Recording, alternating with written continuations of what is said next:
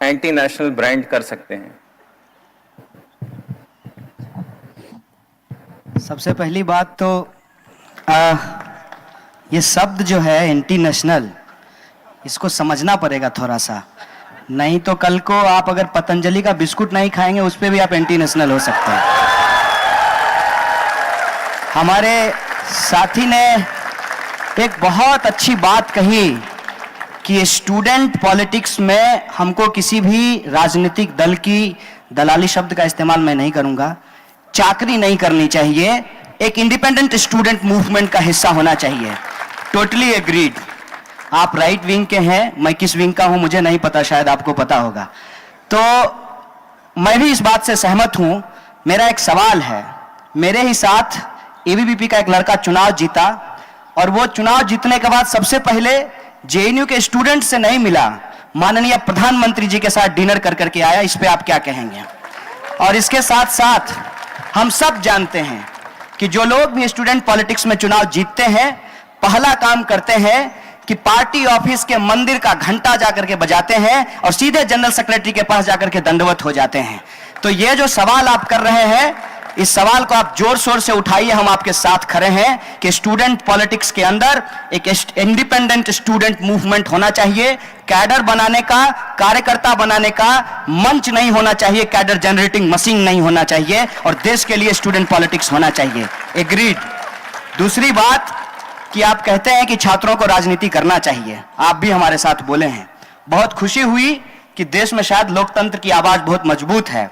क्या आप इस मंच से श्रीमान वेंकैया नायडू साहब की आलोचना करेंगे कि उन्होंने 3 मार्च को जब हमने भाषण दिया तो मीडिया में उन्होंने कहा कि विद्यार्थी हैं, पढ़ाई लिखाई करें, राजनीति क्यों करते हैं? इस बात को आप कंडेम करेंगे कि नहीं करेंगे? और ये बात सिर्फ वेंकैया नायडू साहब का नहीं है। मैं जिस संगठन से जुड़ा हुआ हूं, ऑल इंडिया स्टूडेंट फेडरेशन, 1936 में बना और अटल बिहारी वाजपेयी भी उसके मेंबर थे, और बहुत सारे लोग, आई.के. गुजराल, साहिर लुधियानवी, तमाम सीवी रमन, कितने नाम लिया जा सकता है जो उसके मेंबर रहे। और मजेदार बात यह है कि नेहरू और जिन्ना ने उसकी अध्यक्षता की जिस मीटिंग में उस संगठन का निर्माण हुआ 1936 में। और नेहरू जी जब प्रधानमंत्री बने तो पटना जाकर के बोले कि विद्यार्थियों को राजनीति नहीं करनी चाहिए। आप बताइए कि डॉक्टर साहब चाहते हैं कि उनका बेटा डॉक्टर बने और नेताजी चाहते हैं कि उनका बेटा नेता बने, लेकिन कोई किसान और गरीब का बेटा पढ़ाई लिखाई करके, चप्पल घिस करके इस व्यवस्था को समझ जाए और इस व्यवस्था पे सवाल खड़ा करना चाहे तो आप कहते हैं कि राजनीति नहीं करे। मैं चाहता हूं कि अगर राजनीति में इथिक्स नहीं है, अगर राजनीति में लोगों के प्रति संवेदना नहीं है, अगर इस देश के अंदर जो मार्जिनाइज सेक्शन के लोग हैं उनके पक्ष में बोलने की कुवत नहीं है, तो मैं समझता हूं कि वो राजनीति नहीं है, आपकी शब्दों में वो चाकरी है। और वो चाकरी नहीं करनी चाहिए, राजनीति करनी चाहिए, मैं ये कहना चाहता हूं।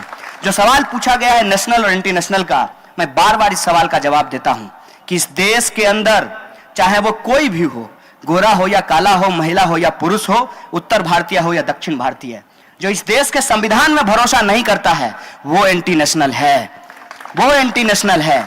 अगर एंटी नेशनल की परिभाषा तय करनी है तो नेशनल की परिभाषा तय करनी पड़ेगी, और नेशनलिस्ट होने की परिभाषा किसी भी पार्टी ऑफिस के दफ्तर में तय नहीं होगा।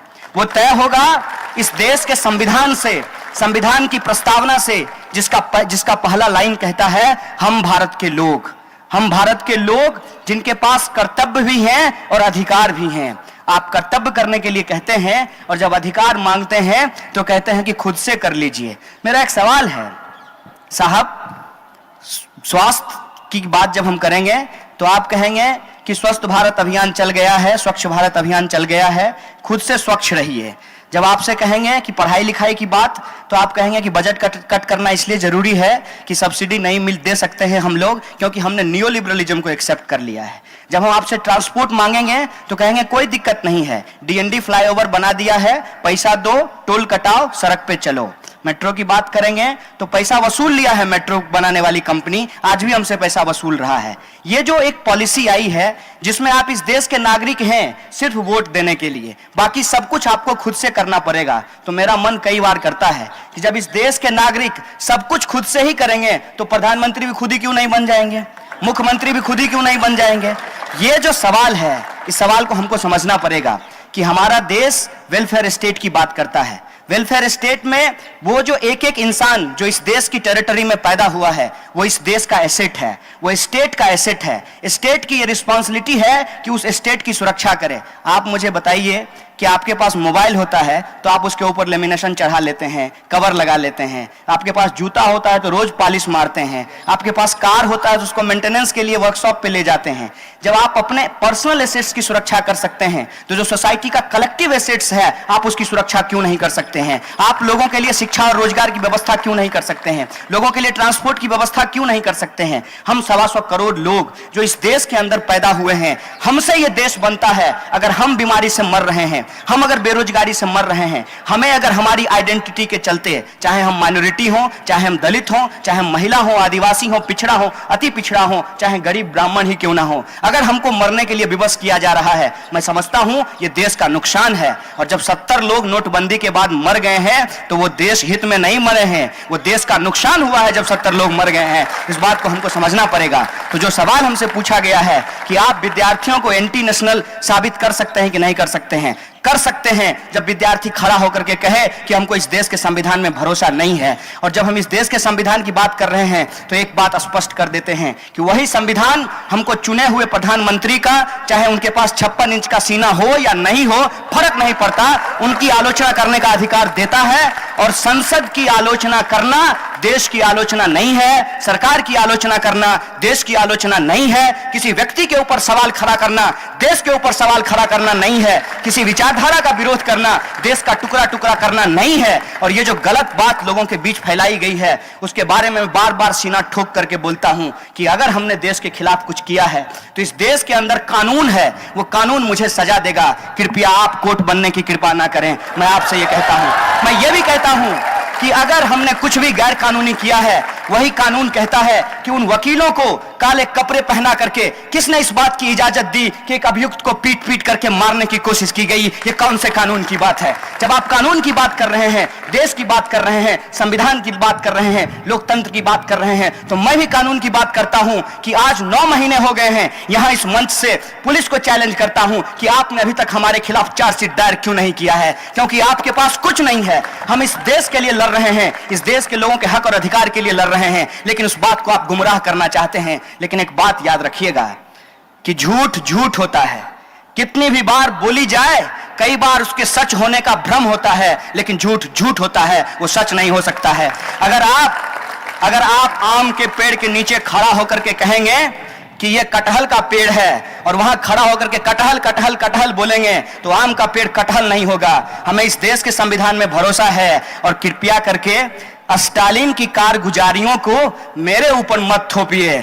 स्टालिन ने क्या किया रसिया में, उसके लिए हम जिम्मेवार नहीं हैं। उसी तरीके से गोएबल्स ने क्या किया जर्मनी में, उसके लिए आप जिम्मेवार नहीं हैं। लेकिन जब आप जीतने के बाद मोदी जी का चरण स्पर्श करने जाते हैं, तब क्या अमित शाह जी कर रहे हैं, इसका जवाब आपको देना पड़ेगा। और चरण स्पर्श पे एक बात बोल दूं, ये तो भारतीय संस्कृति को मानने वाले लोग हैं। हमने लालू जी का पैर छू लिया तो इन्होंने कहा कि लालू जी का पैर क्यों छू लिया? हमने कहा भाई साहब, ये सवाल अगर कोई वामपंथी कहता तो समझ में आता। ये बात अब वो कह रहे हैं जो खुद को भारतीय संस्कृति का रक्षक होने का दावा करते हैं। किसी पिता के उम्र के व्यक्ति को अगर पैर छू लिया तो क्या गलत किया? लेकिन चुनाव जीतने के बाद पैर छूने के लिए आपकी तरह नहीं गया था। चुनाव जीत करके अपने विद्यार्थियों के बीच था और एकता की बात कर रहा था और उनको कह रहा था कि आपका फेलोशिप जो सरकार ने बंद किया है, उस सरकार को सड़क पर लेकर के आएंगे। और माननीय स्मृति ईरानी जी को सड़क पर ला करके खड़ा कर दिया और कहा कि फेलोशिप आप बंद नहीं कर सकते हैं। और फेलोशिप को बंद करने का फैसला साहब वापस लेना पड़ा। आप कहते हैं कि 18 वर्ष के वोटिंग राइट का अधिकार नहीं था, वो कब लड़े इसका इतिहास मुझे नहीं पता। लेकिन मैं आपसे एक बात पूछना चाहता हूं कि 18 वर्ष में बीवी चुन सकते हैं, 18 वर्ष में प्रधानमंत्री चुन सकते हैं, तो 18 वर्ष में बीवी क्यों नहीं चुन सकते हैं? यही मैं बार बार कहता हूं कि इस देश के नागरिक क्या खाएंगे, क्या पहनेंगे, किससे शादी करेंगे, किसको हां कहेंगे, किसको ना कहेंगे, ये आप तय नहीं करेंगे, इस देश का संविधान तय करेगा। इन्हीं शब्दों के साथ मैं बात को खत्म करना चाहता हूं।